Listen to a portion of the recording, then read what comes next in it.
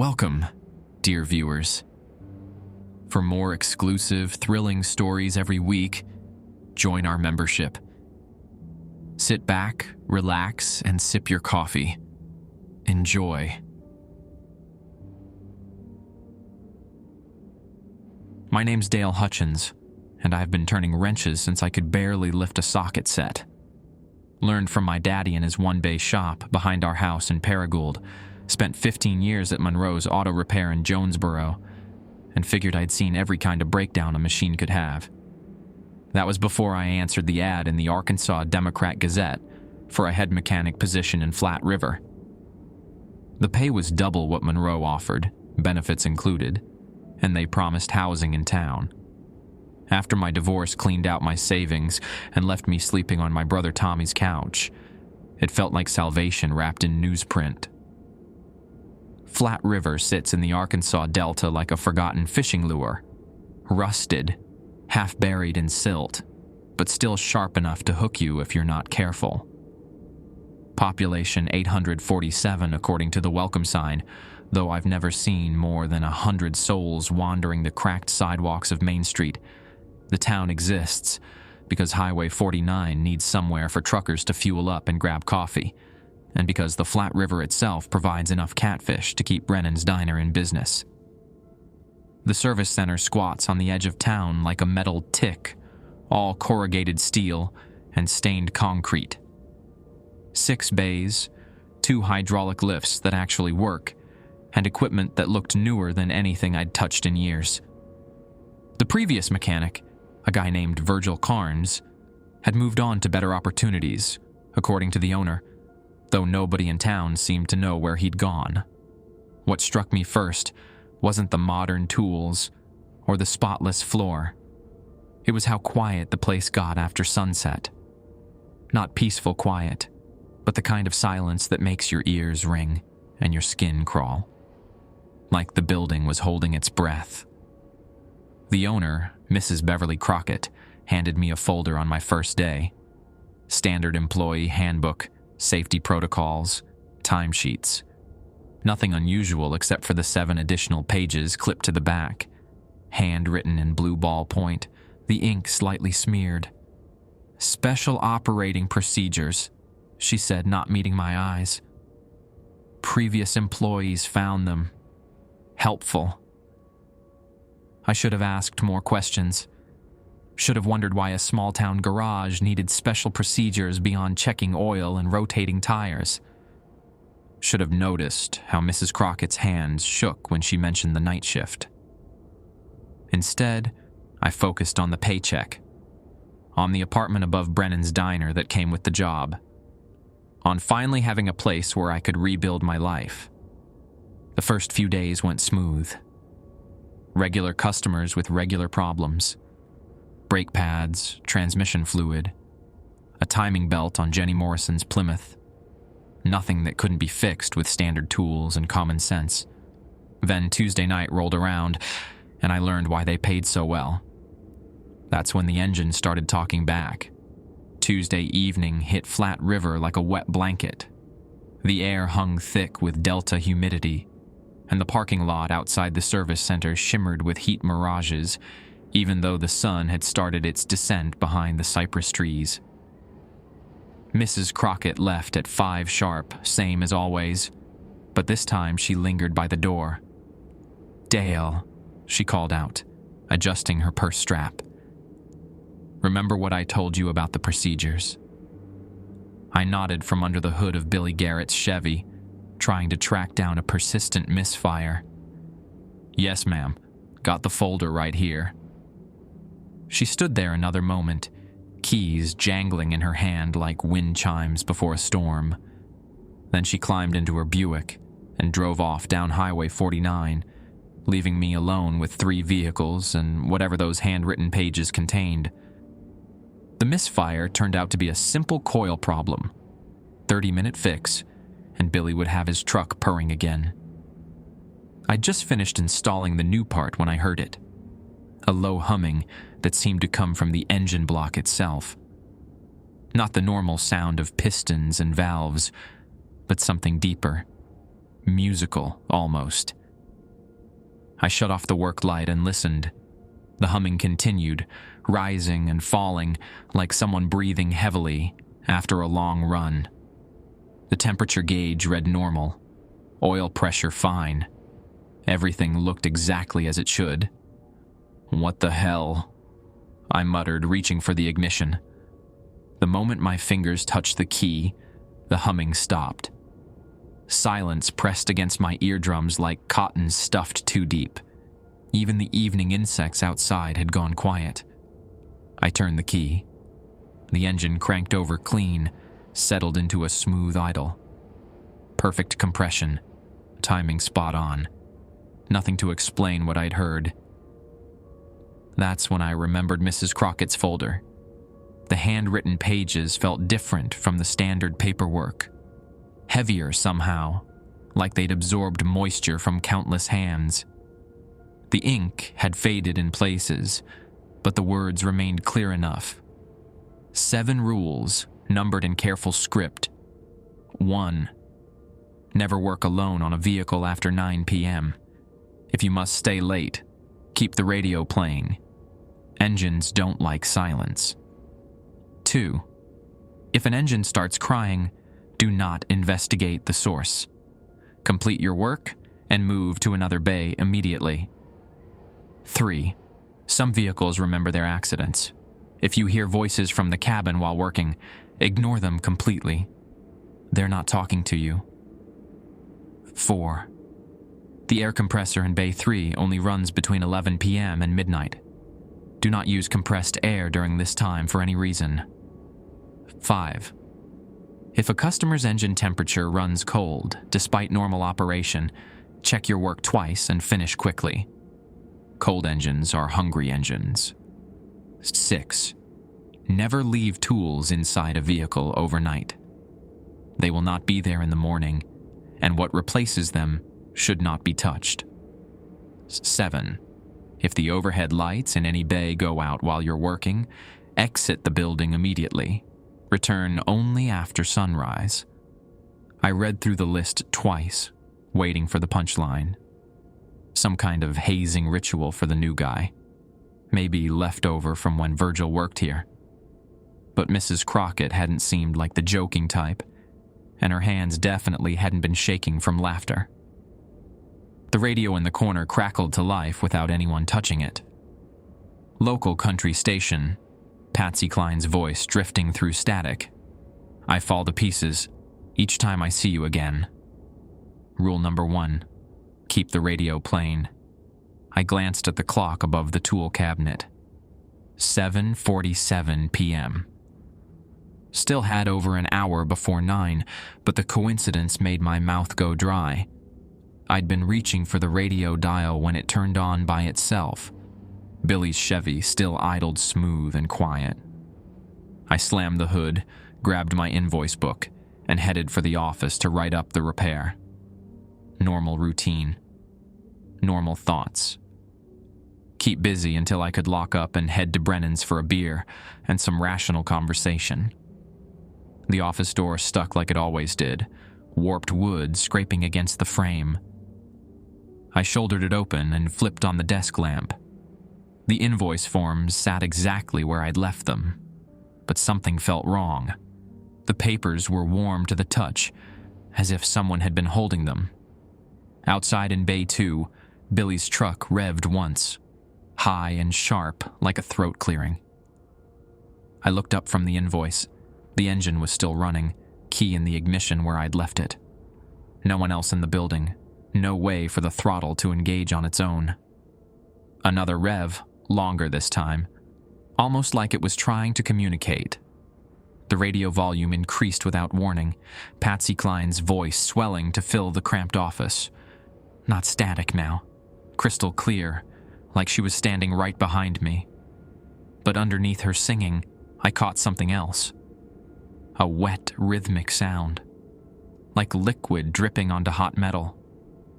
I forced myself to walk slowly back to Bay 2. Professional assessment. Logical explanation. 15 years of experience told me engines didn't rev themselves, didn't drip mysterious fluids, didn't... Black tears rolled down from the cylinder head gasket, pooling on the concrete floor beneath the truck. Thick as motor oil, but wrong somehow, moving against gravity in ways that hurt to watch. The engine temperature gauge still read normal, no overheating, no leak in the cooling system. Just tears. Real, honest-to-God tears streaming from steel and aluminum like the engine was mourning something. Billy's truck revved again, and this time I swear I heard it whisper my name. The black tears kept falling, each drop hitting the concrete with a sound like pennies in a wishing well. I stood there, watching Billy's Chevy weep, my brain trying to process what my eyes were seeing. 15 years of diagnostic experience meant nothing when faced with an engine that mourned. Patsy Clarn's voice filled the garage. "Sweet dreams of you, every night I go through." The radio had cranked itself up to nearly full volume, drowning out the wet sounds from beneath the hood. Rule number 2 echoed in my head. If an engine starts crying, do not investigate the source.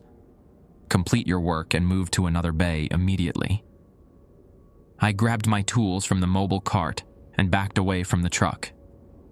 The black fluid continued its descent, spreading across the floor in patterns that reminded me of river tributaries.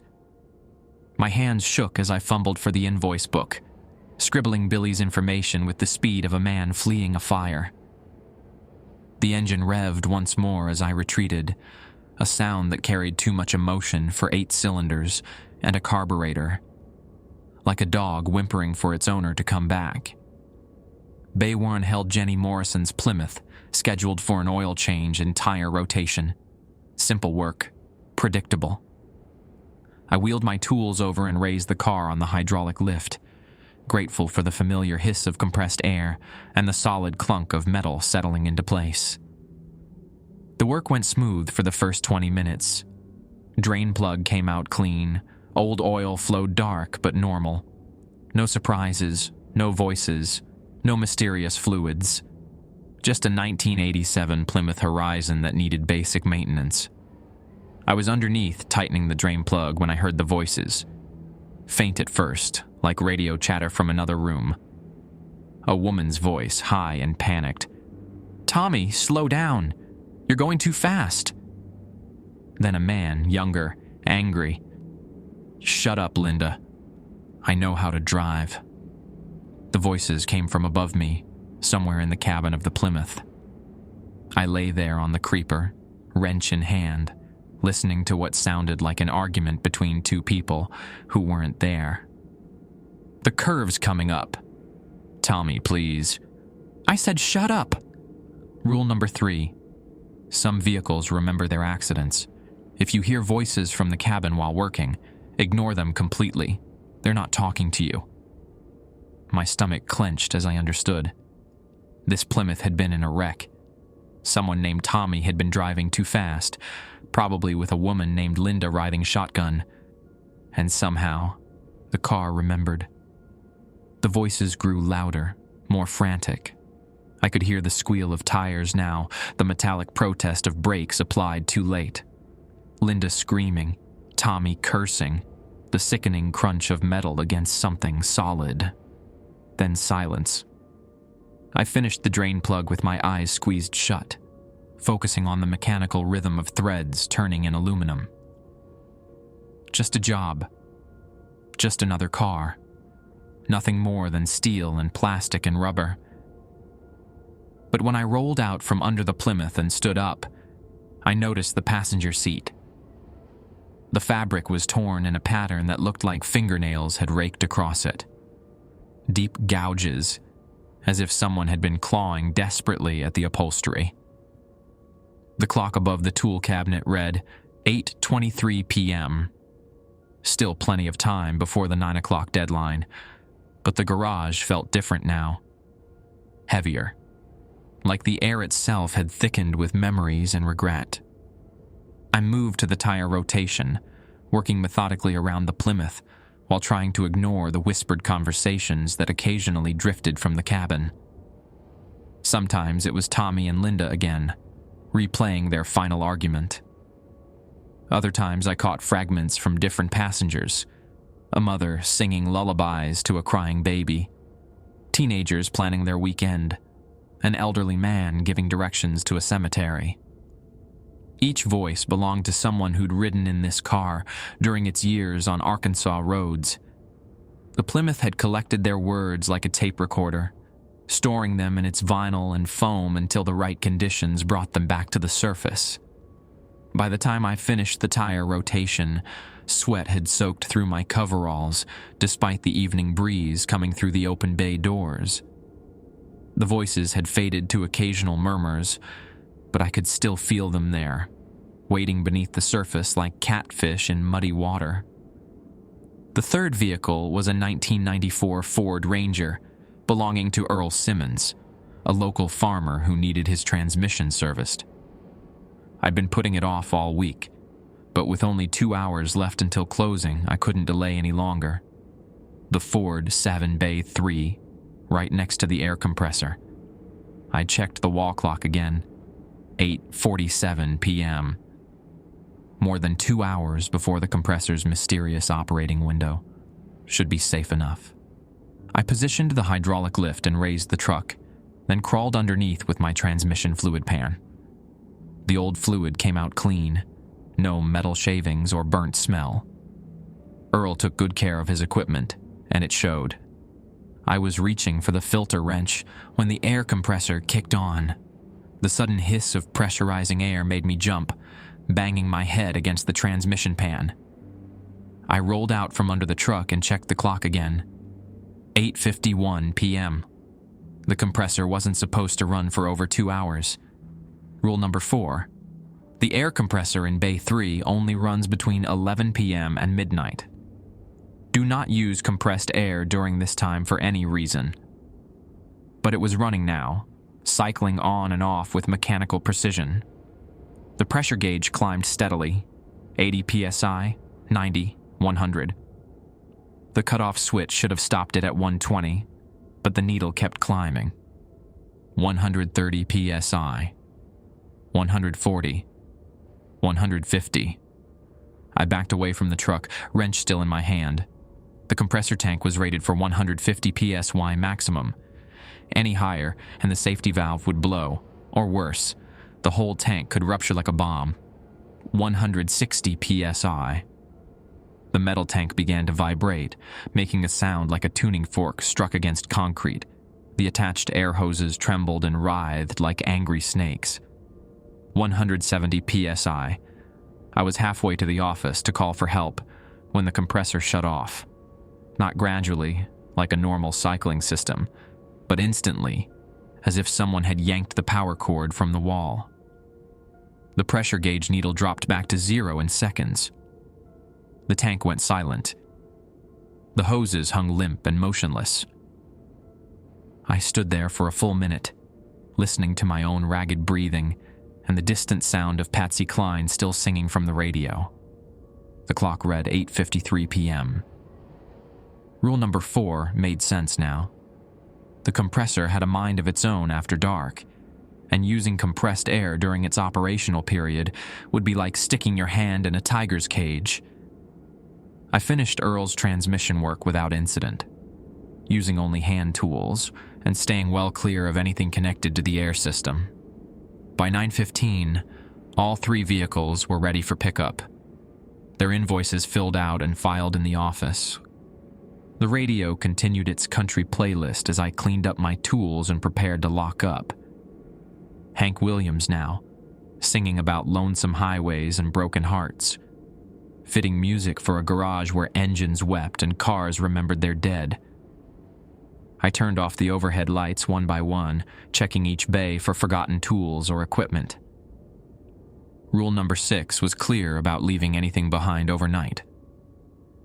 As I reached for the main power switch, Billy's Chevy caught my attention.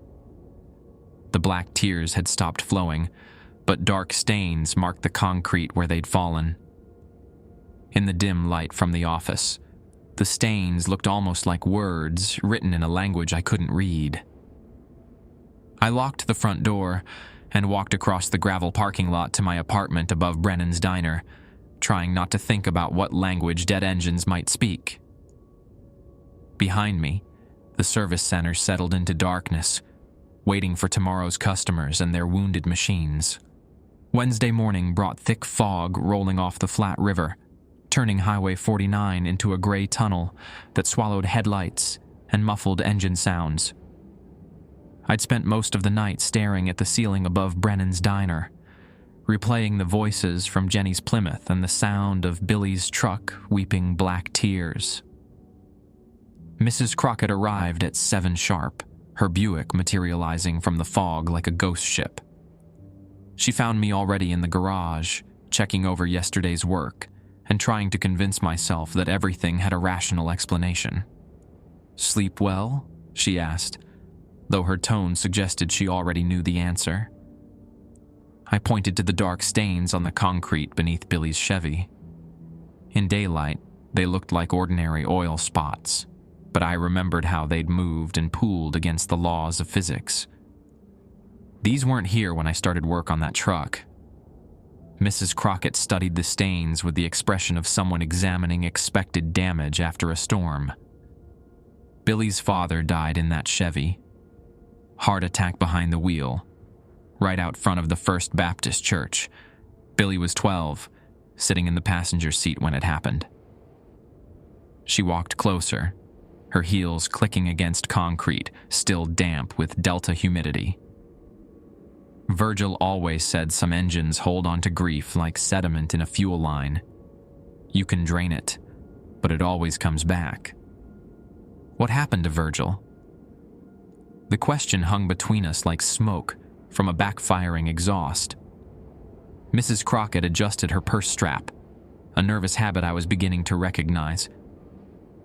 He stopped following the procedures, thought he knew better. She paused at the office door. Found him one morning in Bay 4, sitting in old Mrs. Patterson's Cadillac. Engine running, garage door closed. Carbon monoxide poisoning, the sheriff said. Accident.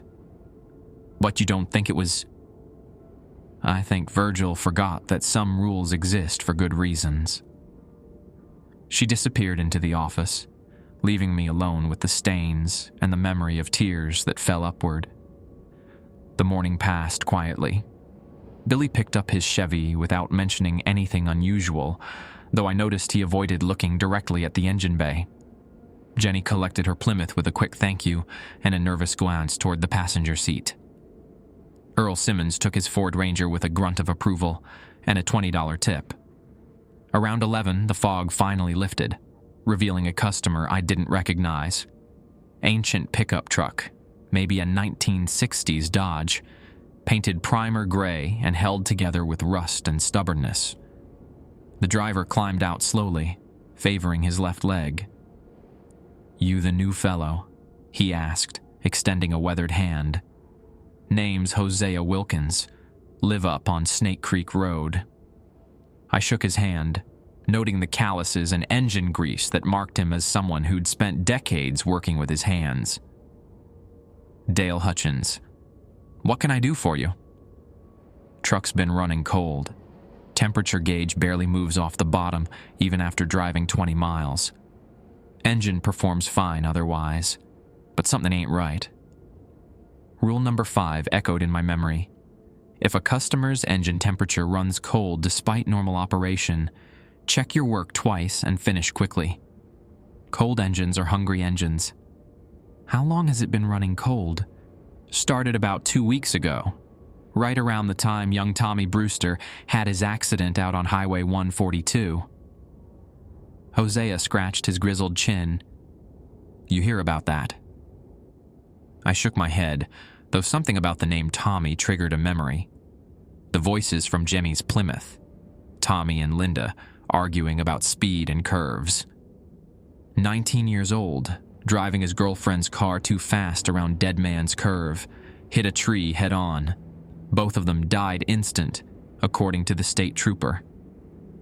Hosea's voice carried the weight of someone who'd seen too many young folks make the same mistake. Thing is, my truck's been drinking coolant ever since. Not leaking, drinking, like it's thirsty for something. I popped the hood and checked the cooling system. The radiator was full, no visible leaks, but the metal felt wrong somehow. Too cool for an engine that had just driven 20 miles. I touched the upper radiator hose, room temperature, as if the engine had been sitting cold all night. When's the last time you had the thermostat changed? 6 months ago. Virgil did the work, right here in this garage. Hosea watched me check the temperature gauge. He told me something strange that day. Said some engines get confused about what they're supposed to be doing. Said mine might be trying to be something it wasn't designed for. I ran my hand along the exhaust manifold. Stone cold.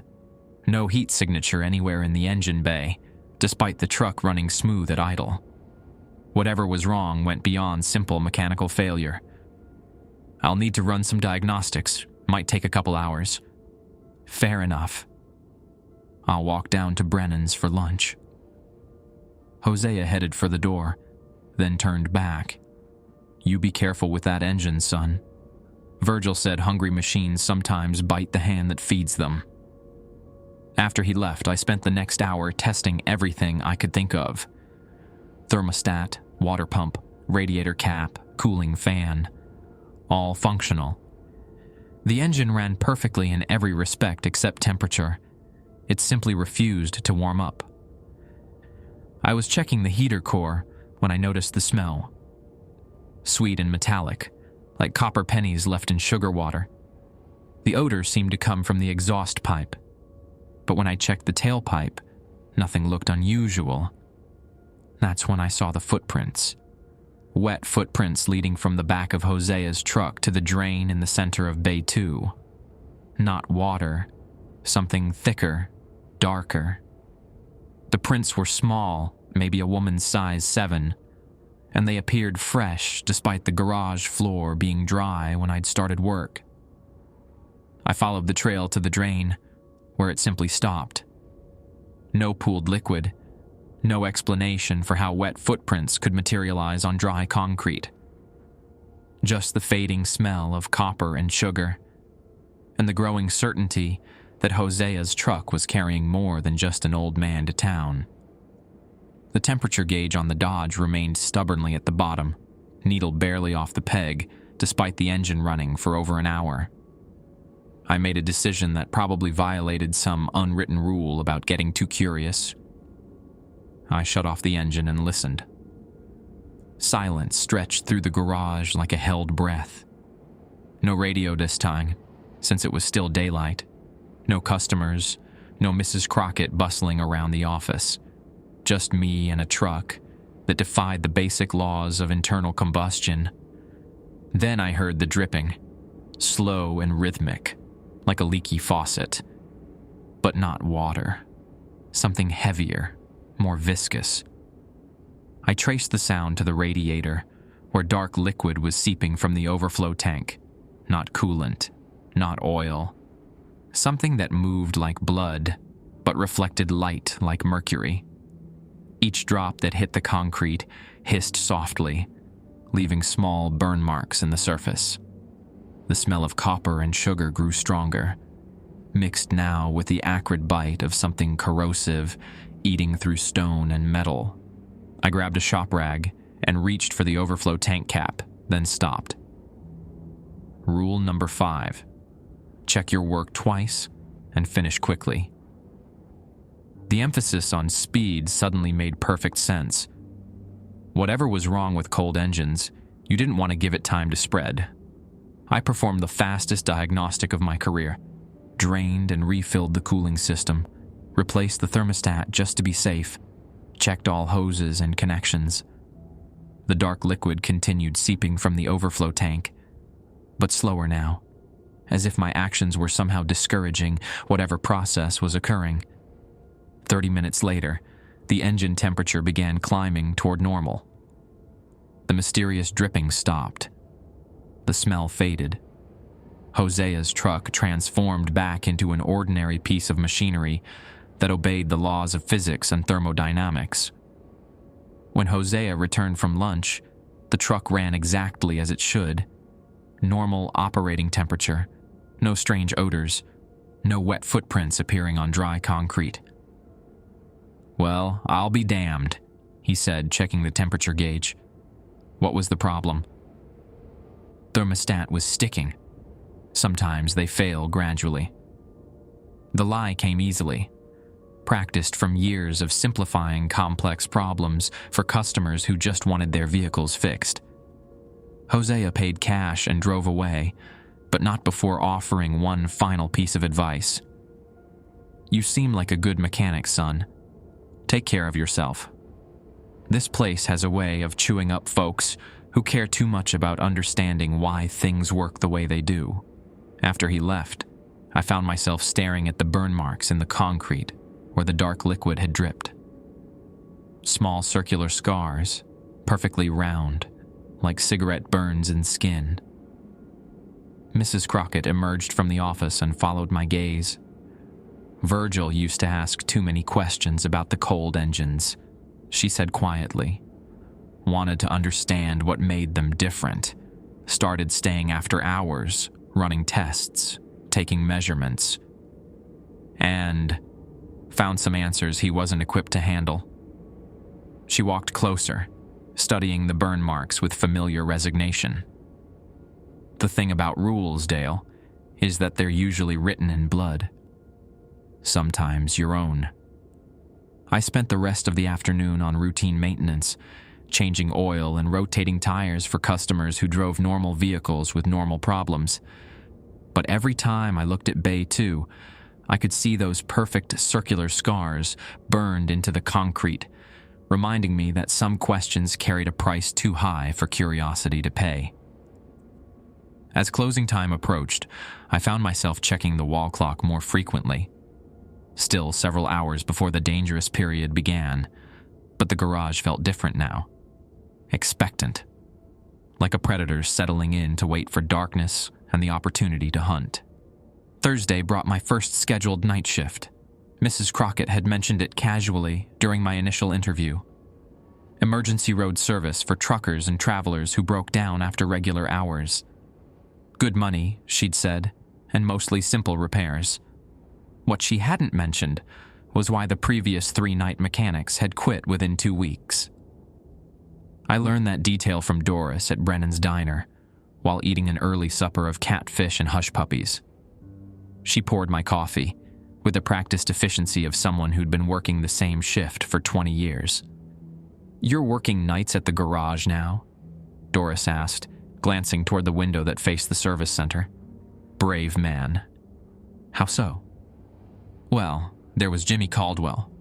Lasted 5 nights before he packed up and moved to Little Rock. Then Luther Hayes, tough old boy who'd worked oil rigs for 30 years.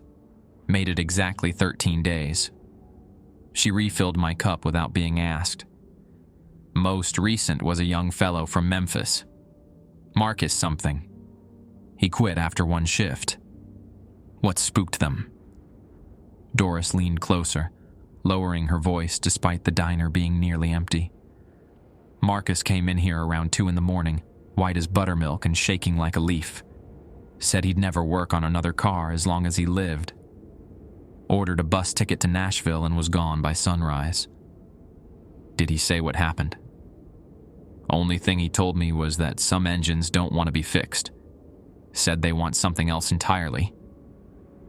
She glanced around the diner, then added, "Marcus was a city boy, though. Might not have been ready for small-town peculiarities." I finished my meal and walked across the gravel lot to the service center. 7 o'clock on a Thursday evening in Flat River meant empty streets and the distant sound of freight trains heading north toward Memphis. The garage felt different at night, larger somehow, with shadows that stretched beyond the reach of the overhead fixtures. Mrs. Crockett had left the night service protocol on my desk. Answer the phone if it rang, provide roadside assistance within a 15-mile radius, and handle any walk-in emergencies. Simple enough, assuming the customers drove normal vehicles with conventional problems. The first call came at 9:30 p.m. Flat River Service. This is Dale. Thank God someone answered.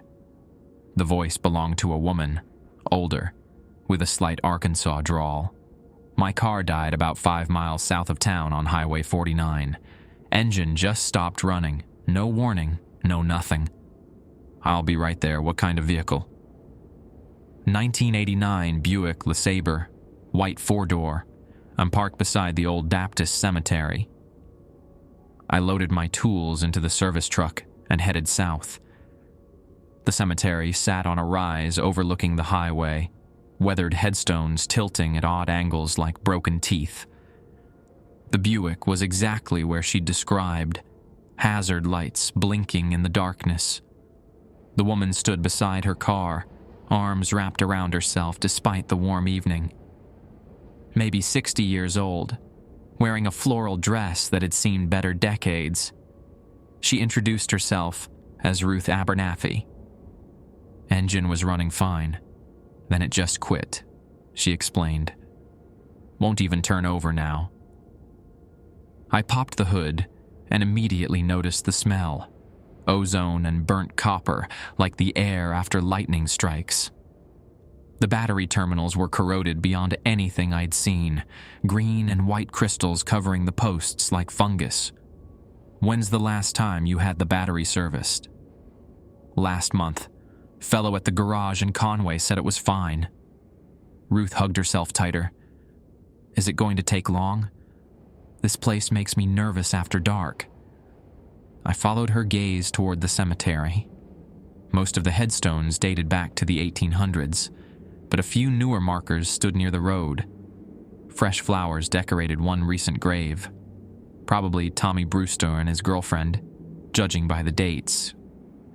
The battery tested completely dead, despite showing normal voltage that afternoon, according to the date stamp on the invoice in Ruth's glove compartment. I installed a replacement from my truck, and the Buick started immediately. That's strange, Ruth said as I cleaned up my tools. The battery was brand new. Sometimes electrical systems have surges that can damage components. Hard to predict. Another practiced lie, easier than explaining that some sections of Highway 49 seemed to drain batteries faster than others. Ruth paid cash and drove away, leaving me alone beside the cemetery. I was loading my equipment when I noticed the fresh flowers on Tommy's grave moving in a wind I couldn't feel. Just a slight tremor, like someone breathing on them. The second call came at 11:15 p.m. Service center. You need to come quick. Male voice, young, panicked. I'm broke down in the Walmart parking lot, engines making noises like nothing I ever heard. What kind of noises? Like someone crying. But not human crying. Something else. I found him standing 20 feet from a rusted Honda Civic, keys dangling from his hand like he'd dropped them and picked them up several times. College kid, maybe 19, wearing a University of Arkansas t-shirt. I'm Jake Patterson, he said, not taking his eyes off the car. That thing started making sounds about 10 minutes ago. I turned off the engine, but the noises kept going. I approached the Honda carefully, listening for whatever had spooked him. At first, nothing seemed unusual. Then I heard it, a low keening that seemed to come from beneath the hood. Not mechanical, too organic, too full of grief. Rule number 2, if an engine starts crying, do not investigate the source. But this was different. The engine wasn't running. No way for an internal combustion engine to produce sound without power, without moving parts. Yet the crying continued, rising and falling, like a morning song. How long have you owned this car? I asked Jake. Bought it last week from a guy in Jonesboro. Said he needed to get rid of it quick. Gave me a great deal. Jake backed further away as the crying grew louder. Should I call the police? No need for that. Sometimes older cars develop unusual characteristics. I kept my distance from the Honda, remembering Virgil's fate. I'd recommend trading it in for something newer. What about fixing whatever's wrong? The crying stopped abruptly, as if the engine had heard our conversation. In the sudden silence, I could hear Jake's rapid breathing and the distant hum of traffic on Highway 49. Some things can't be fixed, I said finally. Some things shouldn't be. Jake left the Honda in the Walmart parking lot and called his roommate for a ride. I followed protocol and had the car towed to the impound lot behind the sheriff's office, where it could cry in peace without disturbing anyone. The third call came at 12:47 a.m. Flat River service. Silence. Then breathing. Slow, measured, like someone trying to stay calm. "Hello?" I said. "Dale?" The voice was familiar, though I couldn't place it immediately. "You need to come to the garage. Now." "Who is this?" "You need to come now. Bring the procedures." The line went dead. I stared at the phone, trying to identify the voice. Male, local accent, someone who knew my name. But something about the tone felt wrong, like words spoken through water or from the bottom of a well. I drove back to the service center with my toolbox and Mrs. Crockett's folder, every instinct telling me to keep driving straight through town and not stop until I reached Memphis. But the job paid too well, and I had nowhere else to go. The garage sat dark and silent, exactly as I'd left it. No other vehicles in the parking lot, no signs of forced entry. I checked the locks twice before opening the front door. Inside, the radio played softly. Hank Williams singing about lost highways and regret. I hadn't left it on, but rule number 1 was clear about keeping music playing after hours. Bay 4 drew my attention immediately. Mrs. Patterson's Cadillac sat on the hydraulic lift, engine compartment open, tools scattered on the floor beneath it. The same bay where they'd found Virgil. I approached slowly, folder clutched in my sweating hands. Someone had been working on the Cadillac recently. Fresh oil stains on the concrete, socket wrenches arranged in neat rows like surgical instruments. A note was taped to the steering wheel, handwritten in blue ballpoint. Some engines remember everything, even the mechanics who worked on them. V double quote. Virgil. Somehow Virgil had left me a message. The note crinkled between my fingers as I read it again. Virgil's handwriting, no question. I'd seen enough of his service records to recognize the careful cursive learned in Arkansas schools decades ago. But Virgil was dead, buried in Riverdale Cemetery 3 months before I'd even heard of Flat River. Mrs. Patterson's Cadillac loomed above me on the hydraulic lift, its engine bay spread open like a dissected corpse. The tools arranged below weren't mine. Older craftsman wrenches that showed years of hard use, their chrome worn to bare metal around the grip areas. Working man's tools, broken in by someone who'd spent a lifetime turning bolts and diagnosing problems. I checked the work order clipped to the clipboard. Mrs. Patterson had requested an engine tune-up, simple maintenance on her 1992 DeVille, but the engine had been partially disassembled, spark plug wires disconnected, intake manifold loosened. Whoever had been working here had stopped mid-repair, as if called away suddenly. The air in Bay 4 felt thick, charged with something beyond humidity. My skin prickled like it did before thunderstorms, when the atmospheric pressure dropped and every nerve ending began to hum. The radio continued its late-night country music, but the volume kept fluctuating, rising and falling in waves that made the lyrics hard to follow. I was reaching for the phone to call Mrs. Crockett when I heard the footsteps. Slow, measured, coming from somewhere behind the tool cabinets. Not the sharp click of dress shoes or the rubber squeak of sneakers, the heavy thud of work boots on concrete. Someone wearing steel-toed boots walked through the darkness between the bays, just beyond the reach of the overhead lights. "Hello?" I called out, my voice echoing off the metal walls. The footsteps stopped. Silence stretched through the garage like a held breath, broken only by Hank Williams singing about cheating hearts and broken promises. Then a voice answered from the shadows. "You shouldn't be working alone this late." The words came from everywhere and nowhere, seeming to bounce off the walls before reaching my ears. I recognized the voice now, the same one from the phone call that had drawn me back to the garage. But hearing it face to face triggered a memory I had been suppressing. Virgil Carnes. I'd never met the man, but I'd heard his voice on the answering machine Mrs. Crockett had forgotten to clear. A message he'd left about ordering new air filters, recorded just days before his death. "Virgil, you need to finish the work."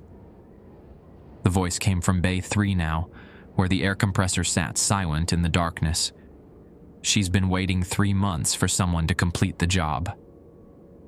I grabbed a flashlight from my toolkit and swept the beam across Bay 3. Empty. No one there.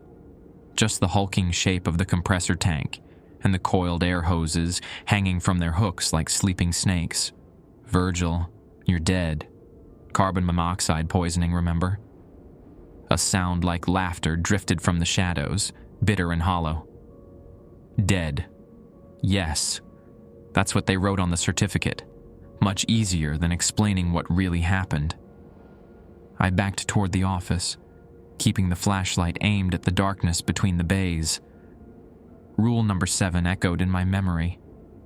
If the overhead lights in any bay go out while you're working, exit the building immediately. But the lights were still on. Technically, I wasn't violating any rules by staying and trying to understand what was happening. "What really happened, Virgil?"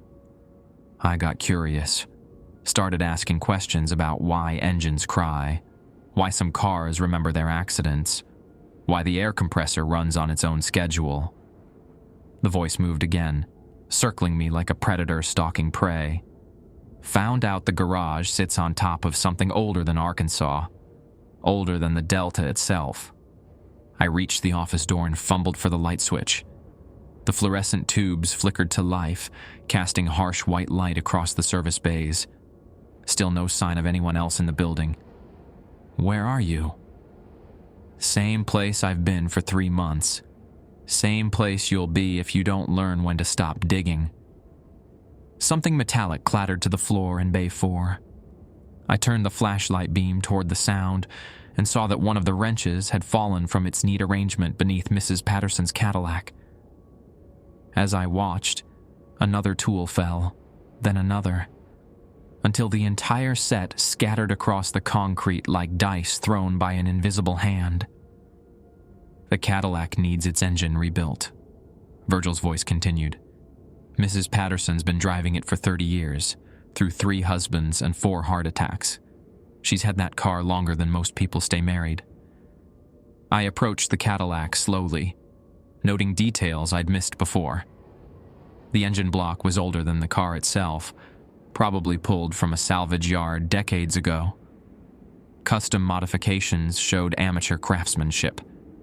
A mechanic working with limited resources, but unlimited determination to keep something running long past its intended lifespan. "She brought it here every month for maintenance," Virgil said. "Oil changes, brake work, little repairs that kept it on the road. But last time, I found something in the engine compartment that shouldn't have been there." "What kind of something?" "Bones, small ones, like you'd find in a bird or a cat, wrapped in wire and tucked behind the radiator where most mechanics would never look." I aimed my flashlight at the area behind the radiator. Sure enough, something metallic glinted in the shadows. "Not bones," Too reflective for that, but definitely something that didn't belong in an engine compartment. Mrs. Patterson's first husband died in this car, Virgil continued. Heart attack while driving to church. She was sitting right beside him when it happened, watched him clutch his chest and gasp for air, but she kept the car, said it was all she had left of him. I reached toward the object behind the radiator, then stopped. Rule number 6. Never leave tools inside a vehicle overnight. They will not be there in the morning, and what replaces them should not be touched. This wasn't exactly a tool, but the principle seemed relevant. Someone had hidden something in Mrs. Patterson's engine, and touching it might trigger consequences I wasn't prepared to handle. Second husband died 2 years later, Virgil said. Same car, same circumstances. Heart attack while driving. Mrs. Patterson was with him that time, too. My hand froze inches from the hidden object. What are you saying? Third husband lasted 5 years before his heart gave out. Guess where it happened? The fluorescent lights began to flicker, casting strobing shadows across the garage. In the stuttering illumination, I caught glimpses of movement in my peripheral vision. Someone standing beside the tool cabinets, then gone when I turned to look directly. Some cars collect more than just memories, Virgil said. Some cars learn to feed. The object behind the radiator shifted slightly, as if responding to our conversation.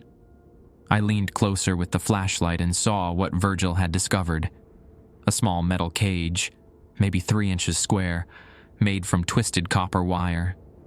Inside the cage, something that might have been bone fragments, or might have been something else entirely. Mrs. Patterson knows, Virgil said. She's always known. But she loves that car more than she ever loved any of her husbands. Some folks will make any sacrifice to keep the things they treasure. The fluorescent lights flickered faster now, creating a strobe effect that made the garage feel like a carnival funhouse. In the chaotic illumination, I saw him clearly for the first time. Virgil Carnes, standing beside Bay, 2 in work clothes, stained with motor oil, and something darker. He looked exactly as I'd imagined, based on the photographs in his employee file. Tall, lean, with the weathered hands of someone who'd spent decades working with tools and machinery. But his skin held a grayish tint, like flesh that had been underwater too long, and his eyes reflected light like an animal's. You have 2 choices, Virgil said, his image wavering like heat mirage off summer asphalt. Finish the work on Mrs. Patterson's car and pretend you never saw what's hidden in the engine, or ask more questions and end up keeping me company. The overhead lights in Bay 4 went out with an audible pop, plunging the area around Mrs. Patterson's Cadillac into darkness. Only the office lights remained, creating a small island of safety in an ocean of shadows. Rule number 7. If the overhead lights in any bay go out while you're working, exit the building immediately. Return only after sunrise.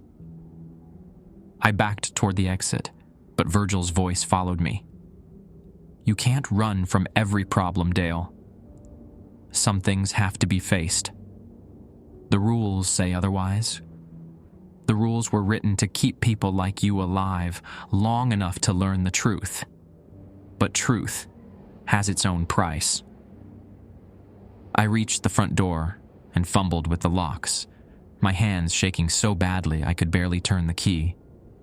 Behind me, the remaining lights flickered and dimmed, leaving only the pale glow from the office computer screen.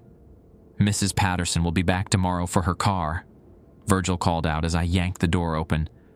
She's expecting it to be ready. She's expecting someone to complete what I started. I stumbled out into the parking lot, gasping the humid night air like a drowning man breaking the surface. The fluorescent lights visible through the windows continued their manic flickering, casting crazy shadows that moved independently of any physical objects. My service truck sat 20 feet away, keys in my pocket, escape just minutes away.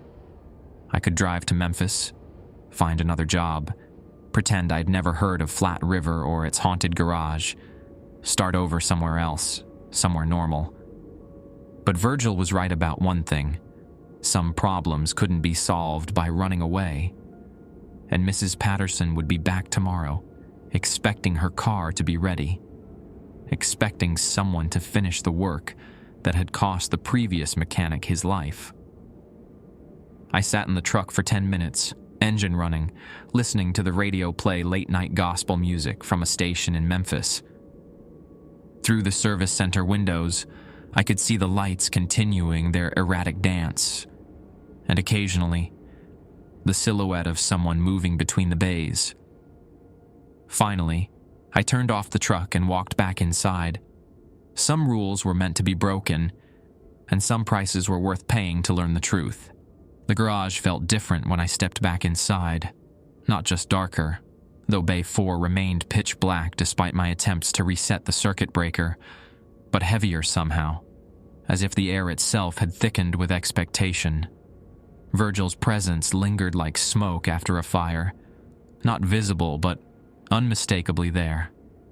I spent the remaining hours until dawn working on routine maintenance in the other bays, avoiding Mrs. Patterson's Cadillac and the secrets hidden behind its radiator.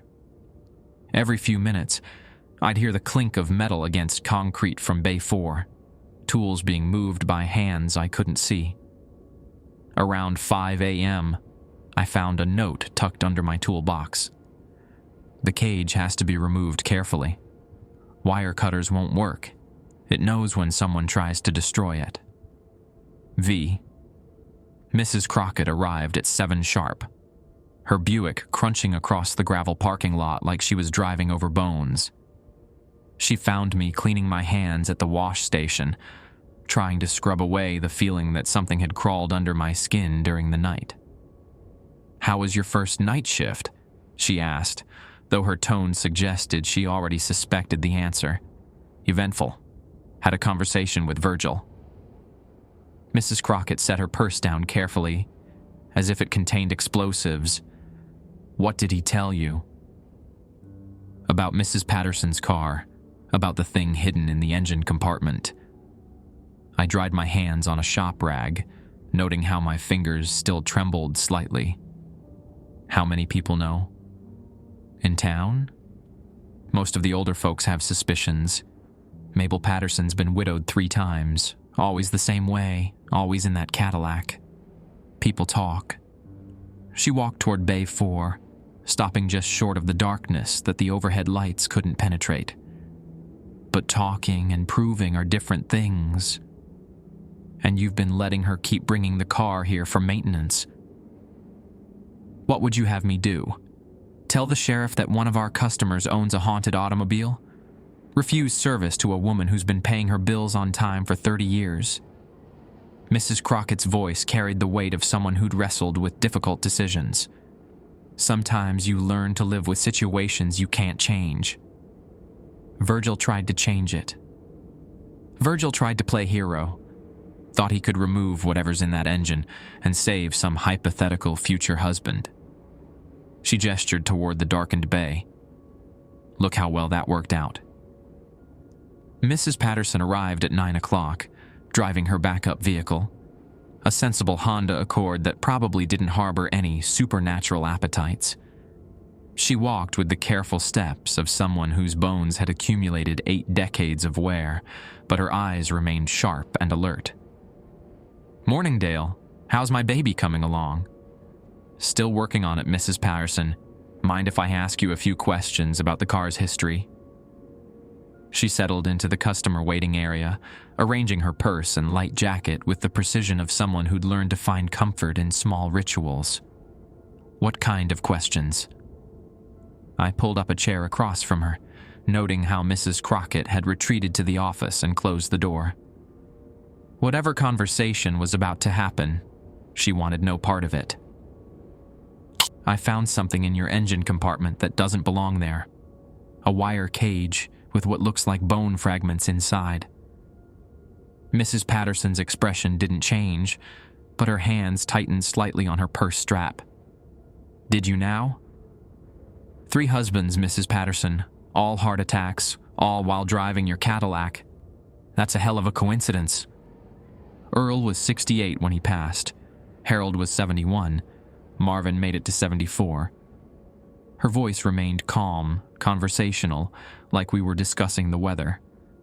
Men that age have heart attacks. It's what happens when you get old. Not usually in the same car, on the same stretch of highway, with the same woman sitting in the passenger seat. She studied me for a long moment, weighing options behind eyes that had seemed too much to be shocked by accusations of supernatural murder. "You're young, Dale. Young people think everything needs to be fixed. Everything needs to be explained. Some things just are. Show me the cage." The request surprised me. I'd expected denial, tears, maybe threats to take her business elsewhere. Instead, Mrs. Patterson stood up and walked toward Bay 4 with the steady gait of someone approaching a familiar destination. The darkness seemed to retreat as she entered the bay, the overhead lights flickering back to life with a sound like static electricity. Mrs. Patterson's Cadillac sat on the hydraulic lift exactly as I'd left it, engine compartment spread open like a surgical patient. "My first husband built that cage," she said, reaching behind the radiator without hesitation. "Leonard was handy with metalwork, made jewelry for the church bazaar every Christmas. This was his last project before the cancer took him." She withdrew the object I'd been afraid to touch, a delicate construction of twisted copper wire, formed into geometric shapes that seemed to shift and flow even when held perfectly still. Inside the cage, what I'd taken for bone fragments revealed themselves as small metal charms, a heart, a ring, a tiny cross. Leonard knew he was dying, made this to keep us together after he passed, said love like ours shouldn't be separated by something as trivial as death. Mrs. Patterson cradled the cage like it was a sleeping infant. He was right in his way. "It kills your husbands. It brings Leonard back. Just for a few moments. When their hearts stop beating, I can feel him in the car with me again. Can hear his voice, smell his cologne." She looked at the cage with an expression I recognized, the same way I'd looked at photographs of my ex-wife after the divorce papers were signed. 47 years of marriage don't just disappear because someone stops breathing. But the other men, Earl, Harold, Marvin, they were innocent. They knew what they were getting into. A woman my age doesn't stay single by accident. Mrs. Patterson's fingers traced the wire patterns of the cage. I was honest with each of them. Told them about the car, about Leonard, about what happened to husbands who rode in the passenger seat. They all thought they were strong enough, brave enough, young enough to break whatever curse they imagined was attached to an old car. And you let them try. I gave them choices, the same choice I'm giving you now. She held up the cage, copper wire catching the fluorescent light like trapped fire. "You can finish the engine work and pretend you never saw this. Collect your pay, go home, live your life, or you can try to be a hero like Virgil." The temperature in Bay 4 dropped 10 degrees in as many seconds. My breath misted in the suddenly frigid air, and frost began forming on the metal surfaces of the Cadillac's engine. The radio in the corner started playing again. Not country music this time, but something older. Big band music from the 1940s, the kind of songs couples danced to during World War II. "Leonard," Mrs. Patterson whispered, her voice taking on the tremulous quality of someone speaking to a lover across an ocean of time. "Is that you, honey?" The music swelled, trumpets and saxophones filling the garage with melodies that predated rock and roll by decades. In the sudden cold, I could see my breath, but Mrs. Patterson's face had taken on a warmth and vitality that made her look 20 years younger. "He's here," she said, tears streaming down her cheeks. "Can you feel him? Can you see him?" I looked around the bay, seeing only shadows and frost-covered tools, but the music continued, and the temperature kept dropping, and somewhere in the Arctic air, I caught the faint scent of Old Spice aftershave and Lucky Strike cigarettes. "Mrs. Patterson, you need to let him go. This isn't healthy for either of you." "Healthy?" She laughed, the sound echoing off the metal walls like breaking glass. "I'm 83 years old, Dale. I've buried 3 husbands and most of my friends. Health is a luxury I can't afford." She clutched the cage tighter. "This is all I have left." The music stopped abruptly, leaving only the hum of fluorescent lights and the distant sound of traffic on Highway 49. Mrs. Patterson's face aged 20 years in an instant, the momentary vitality draining away like water from a broken vessel. "He's gone again," she whispered. "He's always gone too soon."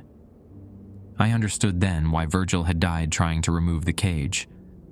Not because touching it was dangerous, but because destroying it would end the only connection between a widow and the love of her life. Virgil had died not from supernatural forces, but from the simple human inability to take away someone's last source of hope. "Put the cage back, Mrs. Patterson. I'll finish the engine work." She smiled through her tears, replacing the copper construction in its hiding place behind the radiator. "You're a good man, Dale. Leonard would have liked you." As she walked back toward the waiting area, I began reassembling the Cadillac's engine with hands that no longer shook. Some mysteries weren't meant to be solved, and some rules existed not to protect the living from the dead, but to protect the dead from the lonely. The rest of Friday passed without incident. Mrs. Patterson's Cadillac received new spark plugs, fresh fluids, and a thorough inspection that carefully avoided the area behind the radiator. She paid cash and drove away around 4 o'clock, the engine purring like a contented cat that had recently been fed. But as evening approached, I noticed changes in the garage that hadn't been there before. Tools moved when I wasn't looking, not dramatically, just enough to catch my attention.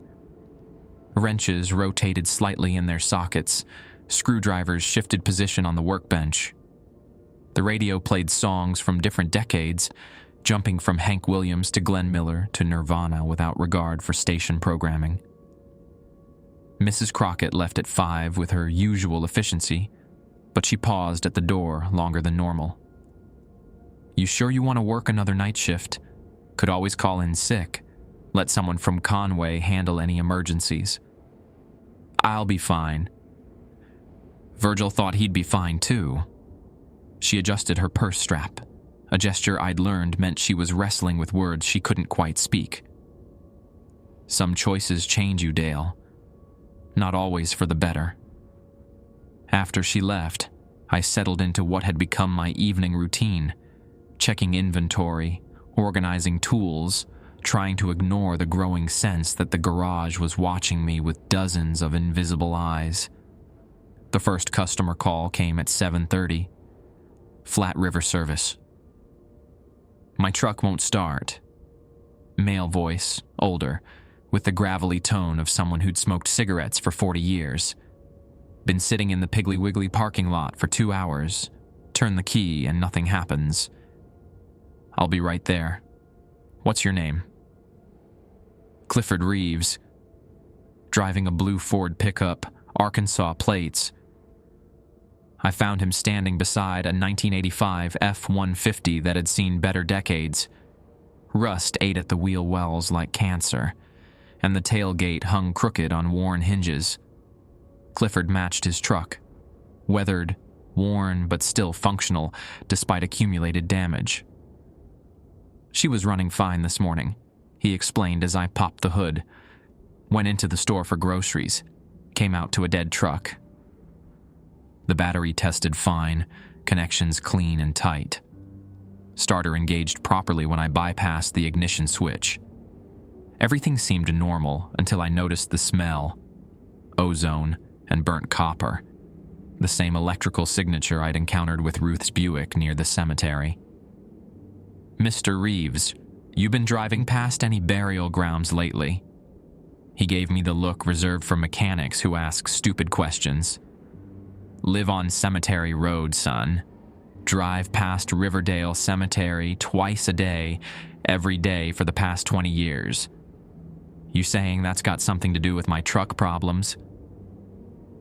"Riverdale Cemetery, where they'd buried Virgil 3 months ago. I tested the electrical system again, watching the multimeter readings fluctuate in patterns that defied automotive logic. Voltage spiked and dropped without cause. Amperage readings changed faster than the display could refresh. The truck's electrical system was fighting itself, circuits opening and closing in response to signals that shouldn't exist." "How long have you lived on Cemetery Road?" "Moved there after my wife passed. Wanted to be close to her, if you know what I mean." Clifford's voice carried the hollow tone of someone who'd learned to live with perpetual grief. "House was cheap, neighbors are quiet. Can't ask for much more at my age. I replaced the battery anyway, though I knew it wouldn't solve the underlying problem. Some electrical issues couldn't be fixed with standard automotive parts, especially when they originated from sources that predated the invention of the internal combustion engine. Clifford's truck started immediately with the new battery, but I caught him studying my face in the glow of the work lights. "You look familiar, son. You related to anyone around here?" "Just moved to town last week. Don't have any family in Arkansas." "Huh. Could swear I've seen you before." He paid cash and climbed into the truck, then rolled down the window. "You be careful working nights, you hear? Cemetery Road gets busy after dark. Lots of folks traveling that shouldn't be traveling anymore." The second call came at 10:15. "Service center." Silence stretched across the line, filled with static that sounded like voices whispering in languages I didn't recognize. Then, "Dale, you need to come back to the garage." Virgil's voice again, but different this time. Strained, as if speaking required tremendous effort. "I'm already here, Virgil." "No. You need to come back to Bay 4. Mrs. Patterson's work isn't finished." I hung up and walked to Bay 4, where the overhead lights flickered sporadically, casting strobing shadows across empty space. The hydraulic lift sat in its lowered position, no vehicles in sight. But tools lay scattered across the floor in precise patterns, arranged like letters in an alphabet I couldn't read. "What do you want, Virgil?" "To show you what happens when you choose compassion over rules." His voice came from somewhere above me, as if he was perched in the rafters like a bird. "Mrs. Patterson's cage doesn't just connect her to Leonard. It connects her to every soul that's passed through that car." The temperature dropped 20 degrees in seconds. My breath misted in the suddenly frigid air, and frost formed on the concrete floor in patterns that matched the scattered tools. In the crystalline formations, I could see faces, dozens of them, pressed against the ice like flowers, preserved between glass sheets. "Every passenger who ever rode in that Cadillac," Virgil continued. "Every person who died on Highway 49 in the past 30 years. Every spirit looking for a way back to the world they left behind. Mrs. Patterson's grief opened a door, but she can't control who walks through it." The faces in the frost began moving, mouths opening and closing in silent conversation. Men, women, children, all with the gray pallor of people who'd been underwater too long. Their eyes tracked my movement across the bay, following me with expressions that mixed hope and hunger in equal measure. "They're attracted to emotion," Virgil said. "Pain, loss, regret. The garage sits on a crossroads, literally and figuratively. Highway 49 runs north-south, but there's another road here, older than asphalt. A road the dead have been traveling for centuries. I backed toward the bay entrance, but the faces in the frost turned to follow me. Not threatening exactly, but intensely focused, like cats watching a bird through a window. What do they want? What the dead always want. To live again, to finish what they started, to say the words they never got to speak. Virgil materialized in front of me, translucent but recognizable. Mrs. Patterson's cage gives them hope that such things are possible. And you? What do you want? To warn you. Every time someone breaks the rules out of kindness, the door opens wider.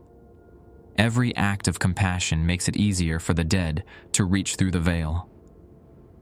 He gestured toward the faces in the frost. These are just the beginning.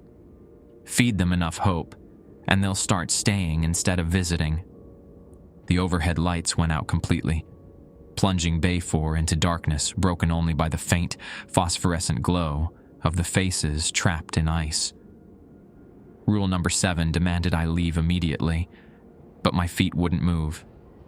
The faces were trying to speak, their mouths forming words I could almost understand. "Your choice now," Virgil said, his image flickering like a television with poor reception. "Keep following the rules and maintain the balance, or continue down the path of mercy and see where it leads." A new voice joined his, feminine and familiar. "Dale, honey, don't listen to him." Mrs. Patterson stepped out of the shadows, but not as I'd seen her earlier. This version moved with the fluid grace of someone 40 years younger, her hair dark instead of silver, her face unlined by 8 decades of grief and loss. "This is how I looked when Leonard first saw me," she said, twirling in a dress that belonged to the 1940s. "Dancing at the USO Hall in Little Rock, waiting for boys to come home from the war." Behind her, the shadows took shape. Dozens of figures in period clothing, all young, all beautiful, all radiating the desperate energy of people who died with unfinished business.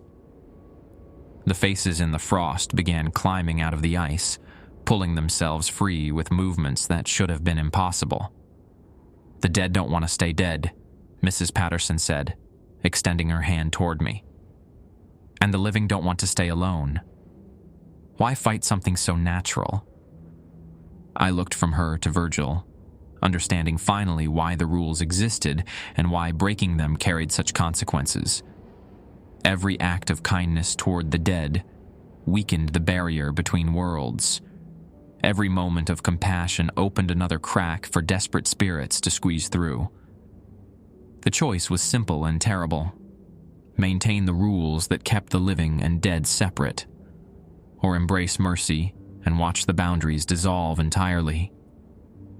Either way, I was already in too deep to turn back. The advertisement appeared in the Arkansas Democrat-Gazette on a Tuesday morning, nestled between classifieds for used farm equipment and mobile homes. Same wording as before, same generous salary offer, same promise of housing included.